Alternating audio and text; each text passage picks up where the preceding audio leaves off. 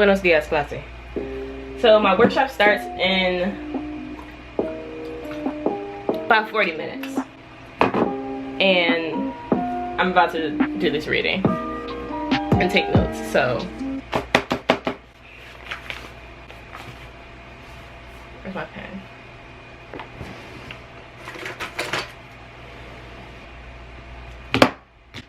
So here's B-roll of me doing my homework.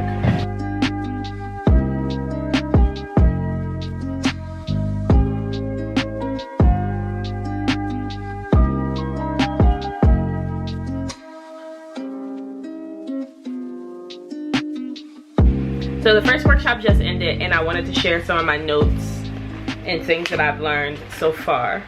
The reading that was due today was Young Poets Primer by Gwendolyn Brooks. And some of the notes that I took while reading it, overall I found this to be a very useful text as far as an educator. I noted some places in here that were important lessons to teach new and emerging writers, as well as reminders for, you know, already established writers. One of the reminders that really hit home to me were the importance of journaling. That's something that I've been trying to get back to. I used to journal all the time as a kid when I really started writing, but before I was doing it, you know, as a profession, I was just a little girl, you know, talking to herself in a notebook. A lot of the stuff was reminders of things that I already knew, as well as like helping me come up with shit as an educator. Number 11, she gave me a whole workshop in number 11. Some of the notes that I took from what other people were sharing from their, you know, experience reading this text was when we're sharing our stories, especially as communities of color, when we have, you know, white eyes on us, there's this question of, I guess, censorship in a sense, or just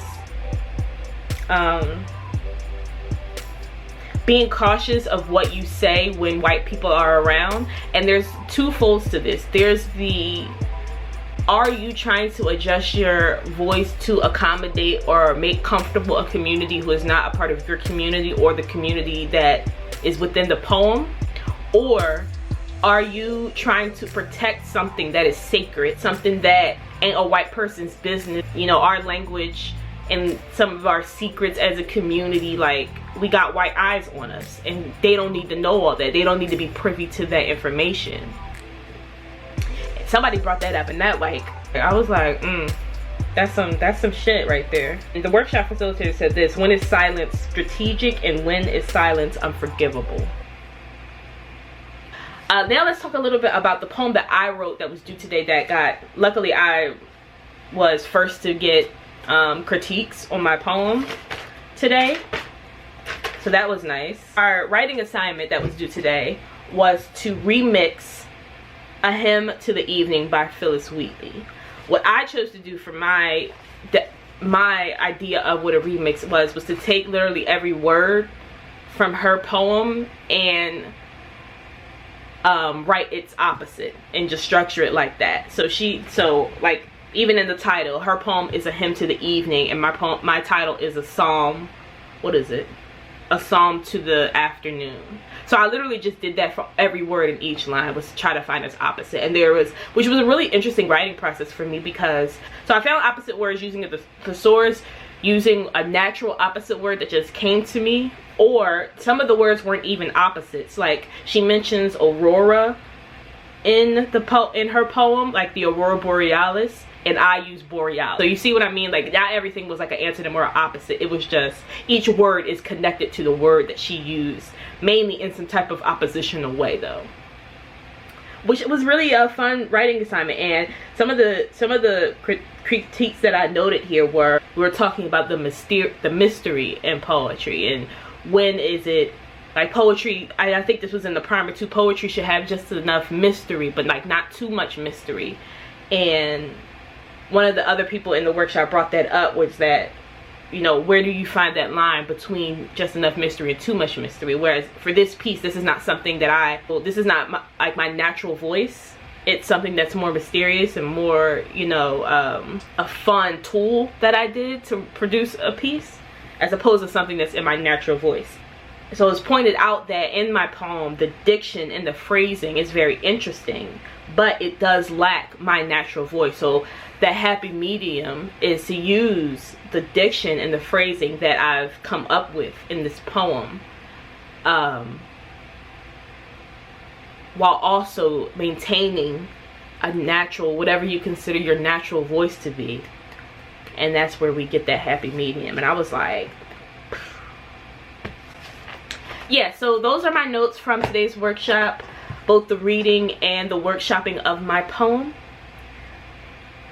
We have a craft talk in about a half hour, so I'm gonna go do something that is not work related, and then I will check in with you guys after the craft talk maybe. All right, so I just finished panel hopping. Here's the thing. I talked a little bit about this when I went to AWP, that I realized that I'm not doing enough writing, and I'm doing a lot of things around writing, like going to panels, listening to people talk about writing. And this is one of those situations, all these panels. But I did take some notes and some stuff that I learned from each one. But I will say that this is something, like going to the panels is not really what I'm interested in doing, and I'm feeling burnt out already. So that's my reflections on the panels. Now, next is an open mic. I've been doing this, I've been being a writer all day. I started my day in a workshop, then I reflected on the workshop, then I went to panel hopping. Now I'm reflecting on the panel hopping. It is currently 4:30.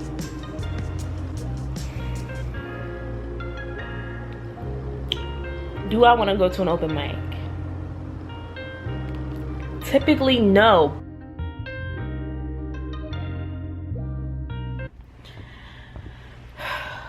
So it's almost 5:30 a.m. and I haven't gone to bed yet. I did, however, do my poetry assignment. So the assignment was to write a poem to yourself, and with there being a conflict between the you and the I. So I had this other poem idea that my friend Grace actually like inspired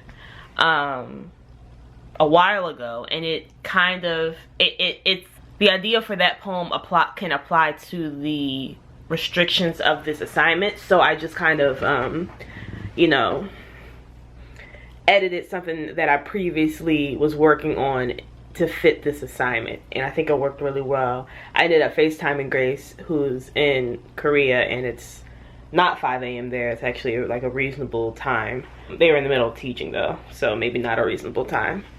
And got some feedback, made some edits, submitted my assignment. Like, look at me being a writer, just writing and editing with my writer friends in South Korea, and then submitting my assignments. I have some other reading that's due for the workshop tomorrow, or today, the workshop that's in a few hours. But I'm gonna do those last minute before workshop starts. Oh, I'll say also, the evening events that I talked about earlier, there was an open mic and something else about restorative justice that were in the evening. I ended up skipping both of them, which I kind of knew I would. But I did get a lot of writing done, a lot of not poetry writing done. So that was exciting. I need to go to bed. I should go to bed, and then I'll check in with you guys tomorrow after workshop.